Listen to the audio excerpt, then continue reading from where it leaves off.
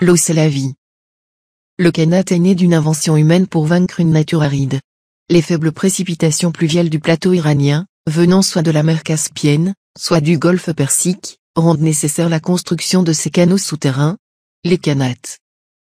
Le Qanat de Zar est le plus long d'Iran, il mesure 71 km et comporte 2115 puits de visite verticaux. C'est également le plus ancien, daté de 3000 ans. On a recensé à ce jour 33 000 Qanats opérationnels en Iran. La longueur cumulée de ces ouvrages est estimée à 300 000 km, soit la distance de la Terre à la Lune. La technique du Qanat a été développée en Perse il y a plus de 3000 ans, puis s'est répandue vers l'Est et l'Ouest. Cyrus le Grand l'aurait introduite en Oman et Darius dans les oasis d'Égypte.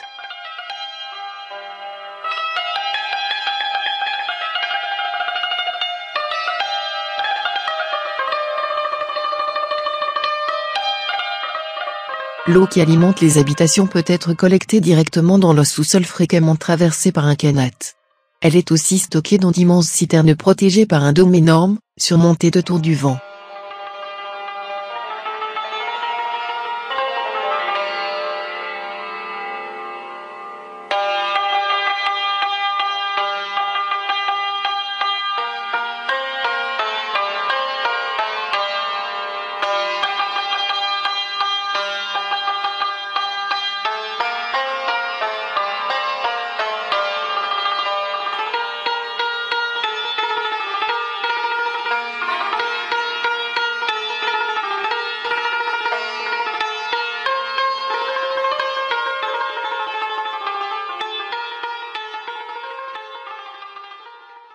Le complexe Amir Chagmag regroupe une mosquée, un bazar, un caravansérail, un bain public, un puits d'eau froide et une confiserie, ainsi qu'un tokyo.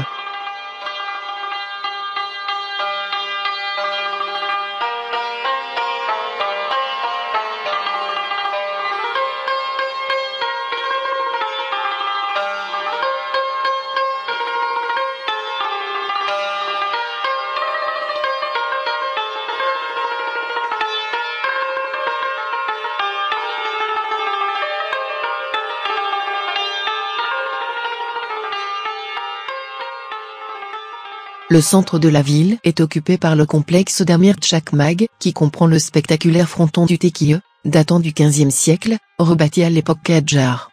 Un Taqiyya est un endroit où les chiites se rassemblent pour commémorer le martyr Hossein.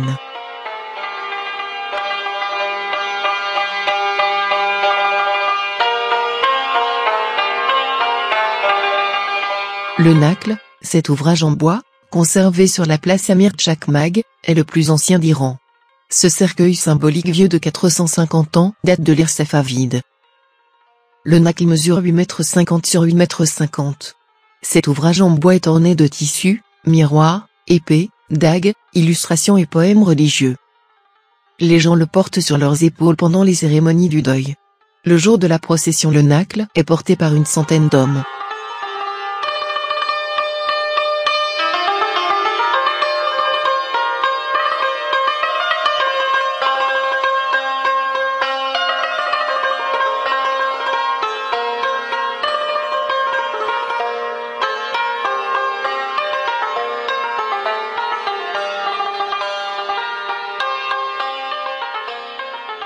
Le palais de Daulahabad fut édifié en 1738 par un gouverneur de la ville sous le règne de Nader Shah. Outre la résidence proprement dite du gouverneur, l'ensemble comporte un jardin perçant de 7 hectares, un pavillon hexagonal à 2 niveaux dominé par une tour avant ou badjir haute de 35 mètres. La tour du vent, et la structure de l'édifice permet un rafraîchissement efficace de toutes les pièces du pavillon.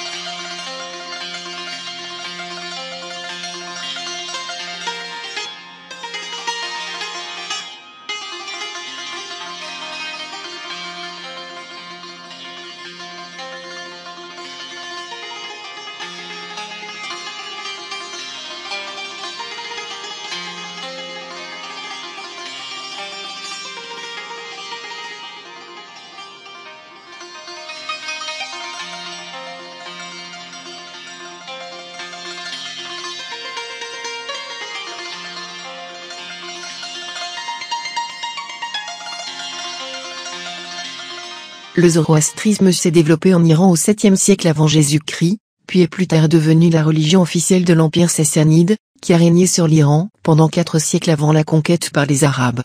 La majorité de la population d'Iran s'est convertie à l'islam, et ce processus a certainement été terminé vers le Xe siècle. On estime aujourd'hui le nombre des zoroastriens entre 32 et 45 000 en Iran.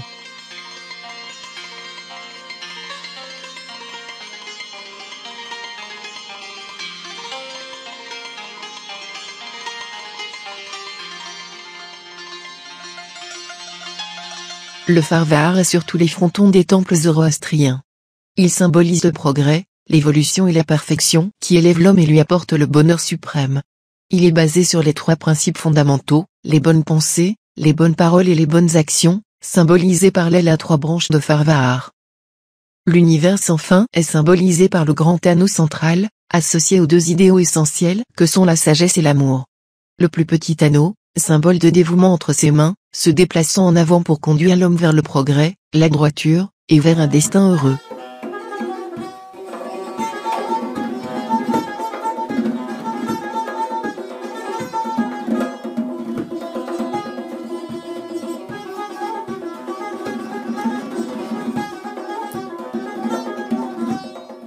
Selon les préceptes zoroastriens, l'eau, l'air, la terre et le feu sont des symboles de pureté qu'il convient absolument de préserver de toute souillure, et plus spécialement de la putréfaction.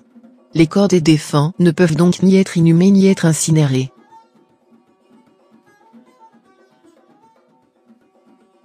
Les zoroastriens déposaient les corps des défunts au sommet des tours du silence, édifiés en des lieux isolés. Après le rapide décharnement des cadavres par les vautours, lorsqu'il ne restait plus que les os, ceux-ci sont alors rassemblés et déposés dans un ossuaire central. Pour des raisons d'hygiène, depuis la proclamation de la République islamique en Iran, la pratique du décharnement a été interdite. Les zoroastriens sont désormais enterrés dans des cimetières modernes selon des modalités préservant leurs croyances.